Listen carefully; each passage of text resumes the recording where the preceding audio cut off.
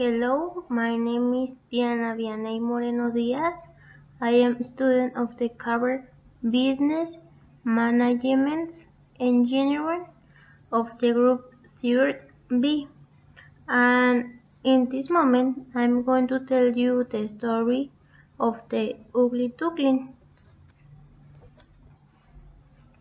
Once upon a time, down on an old farm lived a duck family, and Mother Duck had been sitting on a clutch of a new eggs. One nice morning, the egg hatched and out popped 6 chirpy ducklings, but one egg was bigger than the rest, and I didn't hatch. Mother Duck could recall laying that 7 eggs. How did it get there? Tuk Tuk, the little prisoner, was pecking inside his shells.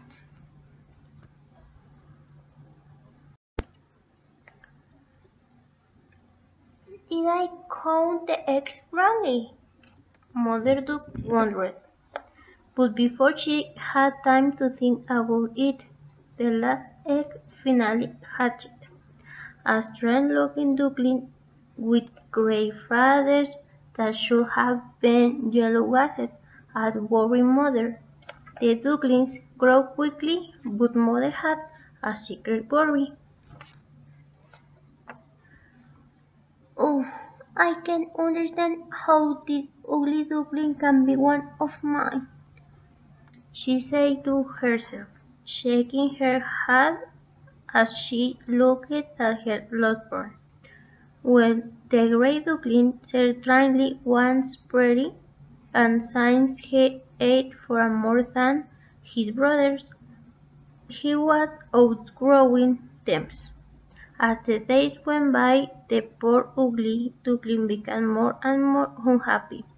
His brothers didn't want to play with him. He was so clumsy, and all the farmyard folk simply laughed at him. He felt sad and lonely, while Mother Duck did her best to console him. "Poor little ugly duckling," she would say. "Why are you so different from my others?" And the ugly duckling felt worse than ever. He secretly wept at night. He felt nobody wanted him. "Nobody loves me. They all tell me why I'm different from my brothers." Then one day, at sunrise, he ran away from the farmyard. He stopped at a pond and began to question at the other birds. "Do you know of any ducklings with gray feathers like mine?" But everyone shook their heads in scorn. "We don't know anyone as ugly as you." The ugly duckling did not lose heart, however, and kept on making enquiries. He went to another pond, where a pair of large geese gave him the same answer to his question. What's more, they warned him. "Don't stay here! Go away! It's dangerous! There are men with guns around here." The ugly duckling was sorry he had ever left the farmyard. Then one day his travels took him near an old country woman's cottage, thinking he was a stray goose they called him.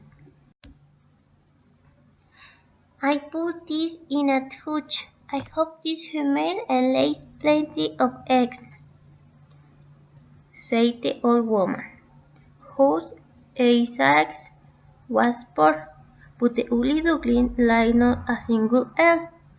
Then he kept frightening him. "Just wait. If you don't lay eggs, the old woman will wring your neck and pop you into the pot." And the cat chipped in. "He he! I hope the woman cook you, then I can growl at you once." The poor ugly duckling was so scared that he lost his appetite, though the old woman kept stuffing him with food and grumbling, "If you won't lay eggs, at least hurry up and get plump." Oh, dear me, moaned the no trouble duckling.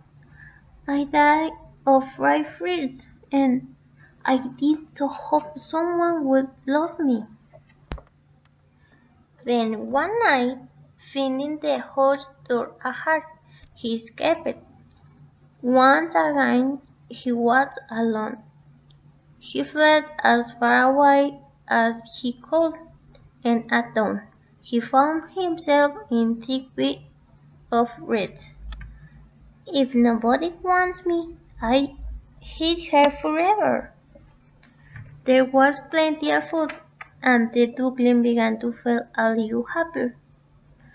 Though he was lonely, and one at sunrise he saw a flight of beautiful birds, wings overhead white, with long slender necks, yellow breasts and large wings. They were migration sought. "Oh, if only I could look like them, just for a day," sighed the duckling admiringly. Winter came, and the water in the red bed froze. The poor duckling left home to seek food in the snow. His brother exhausted the ground, but farmer found him food, put him in his big jacket pocket. "Oh, I took him home to my children. They look after him. Poor thing, he's frozen." The duckling was showered with kingly care at the farmer's house. In this way the ugly duckling was able to survive the bitter cold winter. However, by springtime he had grown so big that the farmer decided, "Oh, I'll set him free by the bone." That was when the duckling saw himself mirrored in the water. Miraculously, the ugly duckling had survived the cold winter. With spring, all the frozen ponds melted and the forts evaporated from the marshlands and river beds. The ugly duckling was still hot, however. He approached a crystal clear pond and saw a family of the most beautiful birds he had ever seen, swans. Suddenly a swan gracefully glided through the water over to where the ugly duckling was sitting. "Mamma, you photos as the sweetest I have ever seen. How they gleam in the sun!" the swan exclaimed to the ugly duckling. Confused, the ugly duckling wandered to the water and peered at his reflection. Much to his surprise, he was not an ugly duckling, for he was not a duck at all. He was a beautiful white swan with a long and elegant neck. "Goodness, how I've changed! I hardly recognize myself."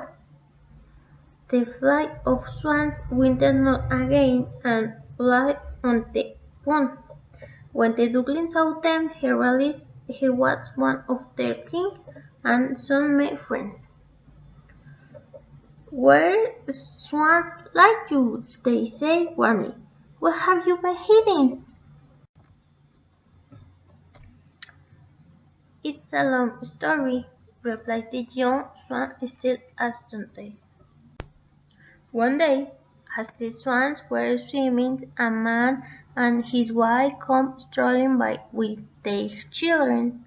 The swan recognized this couple and the farmer and his family. They approached the edge of the pond and began to fill the swamps breadcrumbs.